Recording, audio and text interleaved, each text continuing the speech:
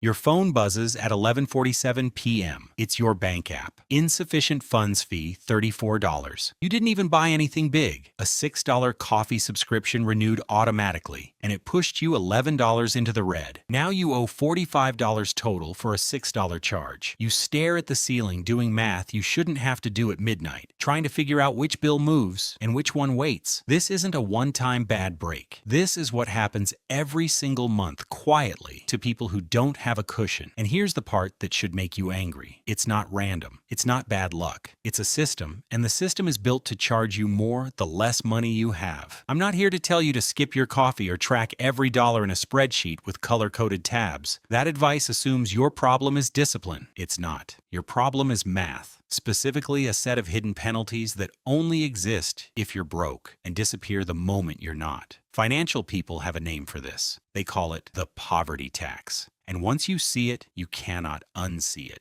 because it's everywhere. Let's start small with something you've probably done this month. You're out, you're hungry, you don't have groceries at home, so you grab something from the gas station. A $4 sandwich wrapped in plastic that tastes like the inside of a cooler. That same sandwich, made at home from stuff you bought in bulk, costs about 90 cents. You just paid 4 times more. Not because you're bad with money, but because you didn't have $60 sitting around to do a real grocery run this week. If you had that buffer, you'd shop once, spend less per meal, and never touch a gas station shelf. Without it, you're stuck buying convenience at a markup over and over, week after week. That's not a bad habit. That's the tax. Now let's go bigger. Your car needs new brakes. The shop quotes you $280. You don't have $280, so you wait. You tell yourself it's probably fine. The sound isn't that bad. You'll deal with it next paycheck. 3 weeks later, the rotors are shredded because you kept driving on worn pads, and now the bill is $650.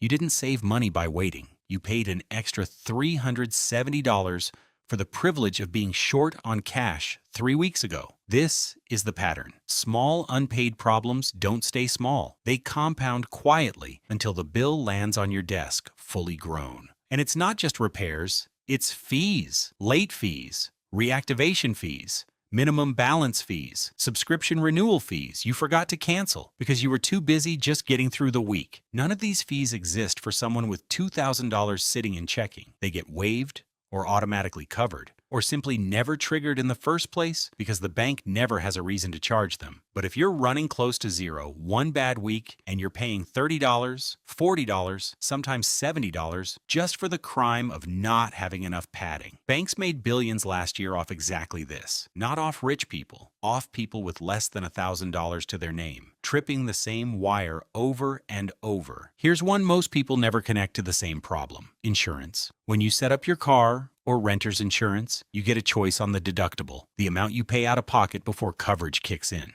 Pick a $1,000 deductible and your monthly premium drops noticeably. Pick a $250 deductible and it climbs back up. Guess which one broke people are forced into? If you don't have $1,000 sitting in a buffer, you can't risk the higher deductible, even though it would save you real money every single month for years. So you pay a permanently higher premium month after month, specifically because you don't have a cushion to fall back on if something happens. Having cash on hand doesn't just cover emergencies. It actually lowers your fixed bills. That's money back in your pocket every month forever, just for having a buffer that most months you never even touch. There's another version of this tax that shows up in the stuff you own, not just the bills you pay. Picture a $12 phone charger from the drugstore versus a $30 one from the actual brand. The cheap one frays at the connector in 6 weeks. You buy another. It frays again. By month 5, you've bought 4 chargers and spent $48 on something that should have cost $30 once. Same story with shoes, umbrellas, headphones, kitchen knives. Anything you use often enough that quality actually matters. If you have the $30 up front, you buy once and you're done for 2 years. If you only have $12, you're stuck rebuying the same broken thing on a loop and somehow ending up poorer for it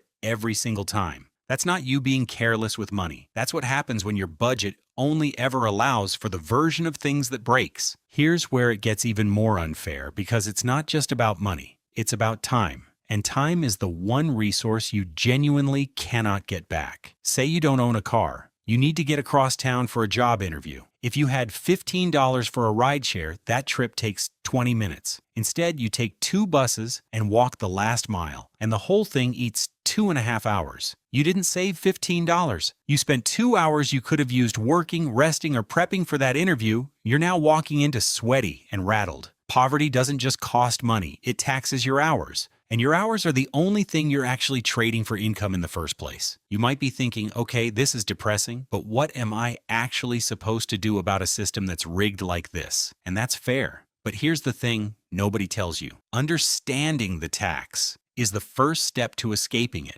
because once you see it clearly, you realize the fix isn't complicated. It's just uncomfortable. By the way, if this kind of breakdown is useful to you, subscribing genuinely helps more people see videos like this one, because the platform doesn't push financial content that challenges the usual advice unless people actively signal they want more of it. I'll get back to the strategy in a second, but that one click matters more than people think. The single most powerful move you can make isn't a side hustle, and it isn't cutting out coffee. It's building a buffer, a small pool of cash whose entire job is to absorb the shocks that currently cost you double. Even $500 changes everything. With $500 sitting there, the brake job gets handled at $280 instead of $650. The overdraft never happens because there's a cushion underneath your checking account. The bulk grocery trip becomes possible because you're not living paycheck to paycheck with zero slack. That $500 isn't sitting there to make you feel rich. It's there to stop you from bleeding money on emergencies that were never actually emergencies. They just felt like emergencies because you had no room to breathe. Building that first buffer is the hardest money you will ever save because it doesn't feel like progress. You don't get a new phone or a nice dinner out of it. You just get to stop paying the tax. But once it's there, something shifts. You stop reacting to every small crisis and start making decisions instead of damage control. You go from playing defense every single week to actually being ahead of the next problem before it happens. Once that first buffer exists, the math starts working in your favor instead of against you. You can buy the bulk pack instead of the single item. You can pay the mechanic before the small problem becomes the big one. You can raise your deductible and lower your premium. You can buy the good charger once instead of the cheap one 4 times. You can let a bill sit in your account for 3 days without panic because you know it's covered. Every one of those choices saves you real money, and none of them were available to you before. No matter how disciplined you were, because discipline can't fix a math problem. Only cash can. So here's the actual homework,